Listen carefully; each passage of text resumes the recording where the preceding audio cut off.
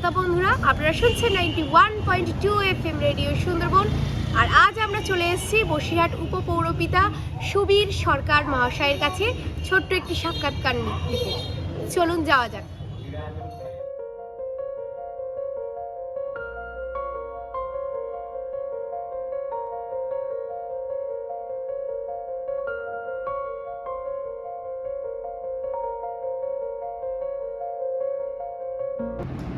শ্রোতা বন্ধুরা, আপনারা আছেন 91.2 FM রেডিও সুন্দরবনে। আর আজ আমরা চলে এসেছি বসিরহাট পৌরসভার উপপৌরপিতা সুবীর সরকার মহাশয়ের কাছে। স্যার, আপনাকে নমস্কার। 91.2 FM রেডিও সুন্দরবন থেকে আপনাকে স্বাগত। আজকে স্যারের সাথে আমরা আলোচনা করব বসিরহাটের উন্নয়ন নিয়ে। স্যার, প্রথমেই আপনাকে যে প্রশ্নটা করব, আপনার এলাকার রাস্তা এবং ড্রেনগুলির বর্তমান অবস্থা কেমন, এবং সেগুলো সংস্কারের জন্য কি কোনো পরিকল্পনা করা হয়েছে? প্রথমেই আপনাদের FM 91 সুন্দরবনকে আমরা ধন্যবাদ জানাই যে এটাকে আপনারা যেহেতু আপনাদের নিয়মগুলি দেখানোর চেষ্টা করেন। দেখুন, বসিরহাটের রাস্তা বলুন, ড্রেনেজ, মাননীয় মুখ্যমন্ত্রী মমতা বন্দ্যোপাধ্যায় এবং আমাদের যুব অভিষেক বন্দ্যোপাধ্যায় তাদের অনুপ্রেরণায় এবং তাদের সম্পূর্ণভাবে সহযোগিতা আমরা বসিরহাটের রাস্তা এবং বসিরহাটের ড্রেনেজের ব্যবস্থা, বিশেষ করে রাস্তা এই মুহূর্তে আপনারা দেখেছেন যে আমাদের বিধায়ক ডক্টর সত্যশ্রী বন্দ্যোপাধ্যায় তিনি তার ঐকান্তিক প্রচেষ্টা টাকি রোড এবং মাটিরমান রোড এবং আপনার টিন্ডা রোডেও খুব শীঘ্রই আপলোড, সেখানে একটা স্যাংশন হয়েছে টাকা অলরেডি। আপনার টাকি রোড এবং মাটিরমান রোড দুটো রোডে সুন্দরভাবে সংস্করণ করা হয়েছে এবং রাস্তাটাকে চওড়া করা হয়েছে এবং রাস্তা দিয়ে যেভাবে মানুষের আশা ছিল সেই আশার প্রতি কাজ হয়েছে। ড্রেনেজের ব্যবস্থাটা আমাদের বসিরহাটে একটু সমস্যা আছে, কারণ আপনারা জানেন যে আমাদের শহরটা অনেকটা বড় এরিয়া নিয়ে তৈরি। স্বাভাবিকভাবে সেই হরিশপুর থেকে শুরু করে একটু এদিকে জেলেপাড়া অব্দি, মানে ইটিন্ডে ঘাট জেলেপাড়া যেটা সেই অবধি, এদিকে ট্যাডরা, এদিকে আপনার তো আছেই হরিশপুর বললাম। এর মধ্যে আপনার ড্রেনেজের ব্যবস্থাটা এমনভাবে ছিল সেই সময় পরিকল্পনা মাফিক করা হয়নি। সিপিএমের জামানাতে যে ড্রেনগুলো হয়েছিল সেগুলো দুটো সাইড দিয়ে করা হয়েছিল, একটা নদীমুখও ছিল আমাদের ইছামতি নদীর দিকে, আর একটা সাইড ছিল অর্থাৎ যেটা ওই আমাদের ওই খালটা আছে, কাটা খালটা আছে। কিন্তু কাটা খাল এবং এই দিককার রাস্তার ধারে যত আমাদের জমি ছিল, বিলান জমি ছিল, সেই জমিতে জলগুলো যেত, কিন্তু স্বাভাবিক কারণে সেই জমিগুলোতে যখন মানুষের বসবাসের জায়গা হয়ে যাচ্ছে এবং ফিশারি চাষের ব্যবস্থা হয়েছে, স্বাভাবিকভাবে সেই জায়গাগুলো ভরাট হয়ে যাচ্ছে বা তারা ঘিরে ফেলছে। ফেলার কারণে আমাদের শহরের একটা অপরশনের জল সেখানে আর যেতে পারছে না। আমরা চেষ্টা করছি যে একটা অলরেডি আমরা একটা প্রপোজাল পাঠিয়েছি প্রায় 300 কোটি টাকা, যে প্রপোজালটা আমরা পাঠিয়েছি যে আমাদের ড্রেনেজের ব্যবস্থাটা এমনভাবে করা হয় যেটা যেন আমরা নদীমুখে করতে। স্যার, জল সরবরাহের ব্যবস্থা কেমন আছে, এমনকি কোনো সমস্যা কি আছে, এবং এই জল সরবরাহকে উন্নত করার জন্য আপনারা কি কি পদক্ষেপ নিয়েছেন? স্যার, পানীয় জল নিয়ে যেটা আছে সেটা হচ্ছে পানীয় জলের, আপনারা জানেন পানীয় জলটাই বলছেন। পানীয় জল নিয়ে আমাদের অলরেডি মাননীয় মুখ্যমন্ত্রী এবং অভিষেক বন্দ্যোপাধ্যায় আগেই বললাম আমাদের বিধায়কের প্রচেষ্টা, এখানে অমৃত প্রকল্পের একটা লাইনের ব্যবস্থা করেছে এবং তার কাজ প্রায় আমাদের 70% শেষ হয়ে গেছে।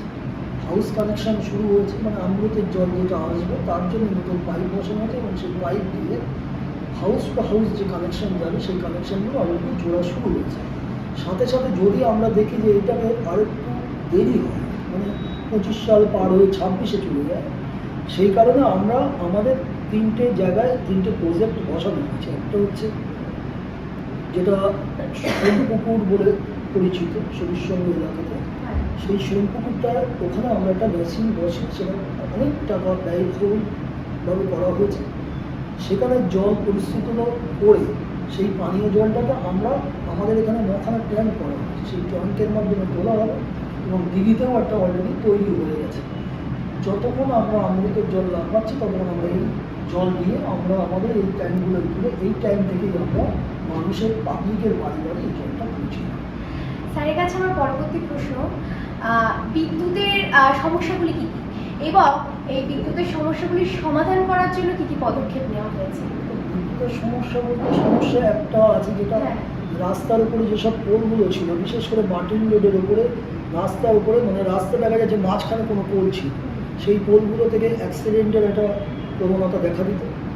সেগুলো আমাদের বিধায়ক আসার পরে চেষ্টা করেছেন সেই পোলগুলোকে সরিয়ে একদম রাস্তার পাশে বসিয়ে দেওয়া এবং রাস্তাটাকে আরও ক্লিয়ার করে দেওয়া। একটা সমস্যা আছে মানুষের মধ্যে, যেহেতু এখন স্মার্ট মিটার এসছে, এই স্মার্ট মিটার নিয়ে অনেকের মধ্যে একটা দ্বিধা বিভক্ত আছে, কেউ স্মার্ট মিটার বসাচ্ছেন, কেউ আবার বসাচ্ছেন। যেহেতু কোর্টের একটা অর্ডার আছে, যতটুকু আমি জানি, যে কারুরকে জোর করা যাবে না, সেই স্মার্ট মিটার নিয়ে মানুষের মধ্যে একটা দ্বিধা বিভক্ত আছে বা একটা মনের মধ্যে একটা কিন্তু আছে। তবে কারেন্টের যা আমরা বিগত বছরে দেখেছি, বিগত দিনে দেখে এসেছি, এখন আমাদের পরিষেবা অনেক ভালো। আমরা যদি দেখা যায় 8 ঘন্টাও কারেন্ট হয়, যেমন কালকে রাত্রিবেলা আমরা যতটুকু খবর পেয়েছিলাম, যেহেতু এই ইলেকট্রিকের ব্যাপারটা প্রতিনিয়ত আমি কোনো রকম সমস্যা হলে বিভিন্ন ওয়ার্ড থেকে আমাদের ফোন আসে, আমি ডিই স্যারের সঙ্গে কন্ট্যাক্ট করার চেষ্টা করি, স্কিম ইঞ্জিনিয়ারের সঙ্গে কন্ট্যাক্ট করার চেষ্টা করি। কন্ট্যাক্ট করলে যেমন গতকাল রাত্রে 1 ঘন্টার জন্য কারেন্টটা পড়েছিল, কারণ আমাদের যেটা কোলাঘাট যে তাপবিদ্যুৎ কেন্দ্রটা আছে, সেখানে একটা কিছু মেগাওয়াটের একটা সমস্যা হয়েছিল স্বাভাবিক কারণে।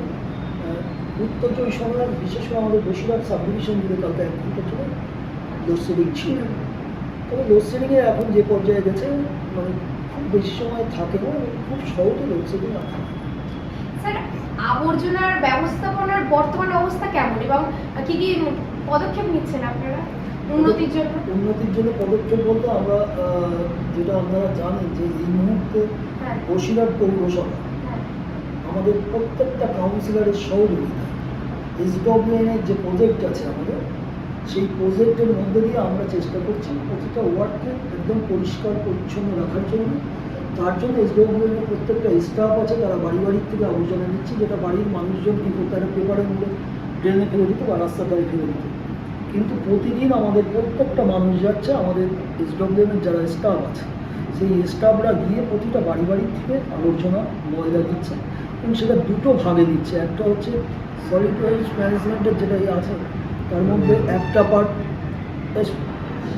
পার্ট আছে আপনার যেটা মানে পচনশীল এবং অনপচনশীল, দুটোকে আমরা ভাগ করছি। করে একটাকে আমরা সেই পচনশীল যেটা আছে সেটার থেকে আমরা একটা জৈব সার তৈরি করছি এবং সেটা আমরা বসিরহাটের যে ইছামতি নদীর একটা নাম আছে, সেই ইছামতির নামেই আমাদের ইছামতি জৈব সার করা হয়েছে। স্বাভাবিকভাবেই আশা করছি আমরা, এবং আমরা অলরেডি একটা পদক্ষেপ এগিয়ে গিয়েছি, কারণ ওয়েস্ট বেঙ্গলের মধ্যে আমাদের বসিরহাট পৌরসভা একটা প্রত্যেকটা কাউন্সিলরের সহযোগিতা একটা জায়গায় যেতে চলেছে এবং আশা করি আমরা নির্মল বাংলার মধ্যে নির্মল পৌরসভা করতে আমরা উপহার পেতে পারি। স্যার, স্থানীয় বাজারের উন্নতির জন্য কী কী পরিকল্পনা করেছেন আপনারা? স্থানীয় বাজার বলতে দেখুন, আমাদের নিজস্ব বাজার বলতে 3-4টে বাজার আছে। যেমন আমাদের নিজস্ব বাজার বলতে গেলে ভ্যাবলা বাজার আছে, আর নিজস্ব বাজার বলতে গেলে আমাদের নতুন বাজার আছে। এই বাজারটাকে আমরা চেষ্টা করছি আমাদের মতো পরিকল্পনাভাবে করা, এবং খুব শীঘ্রই একটা নতুন বাজারের আমরা সংস্কার করব। যেসব দোকানগুলো ভেঙে আছে আমরা টোটাল বিল্ডিংটাকে ভেঙে নতুন করে আবার তৈরি করি। পাশাপাশি যেটা পুরাতন বাজার, যেটা এখানকার বসিরহাটের বড় বাজার বলে করেছি, সেই পুরাতন বাজারটা নিজস্ব সম্পত্তি চাই। রাস্তাটা আমাদের হলেও রাস্তাটাও ব্যক্তিগত ছিল, কিন্তু ওরা পৌরসভাকে দান করার জন্য পৌরসভা সেই রাস্তাটা সংস্কার করতে পারছে। কিন্তু আশেপাশের যেসব বিল্ডিং হচ্ছে বা হচ্ছে এগুলো সব ব্যক্তিগত সম্পত্তি, এটা কোনো মানে গভর্নমেন্টের সম্পত্তি না। তাও আমরা চেষ্টা করছি তার মধ্যে যাতে বাজারগুলো সুস্থভাবে থাকে এবং যানজট, যেটা পুরাতন বাজার এই হাটবার, বিশেষ করে আমাদের বসিরহাটে 2টো দিন হাটবার, একটা বৃহস্পতি আর একটা রবি। এই দুটো হাটে আমাদের সমস্যা দেখা দেয় এবং লোক আমাদের যেহেতু ইটিন্ডে রোড, যেটা টোটাল মার্কেট দোকান থেকে শুরু করে ব্যবসাদার বড় বড় মলগুলো, বসিরহাটের যত মলের সব মলটাই চলে গেছে আমাদের ইটিন্ডে রোডে। তাতে আপনার পিসি চন্দ্র সেনকো থেকে শুরু করে আপনার স্কাই বাজার, বিগ বাজার, যত রকম বাজার আছে এই মলগুলো সব এসে উঠেছে, সব হচ্ছে ইটিন্ডে রোডে। এবং ইটিন্ডে রোডটা এমন একটা রোড, যে রোডটা আমরা গভর্নমেন্টগতভাবে আমরা দেখেছিলাম একটা সময় ভেঙে কিছুটা পাবলিকের কাছ থেকে নিয়ে একটু চওড়া করা হয়েছিল।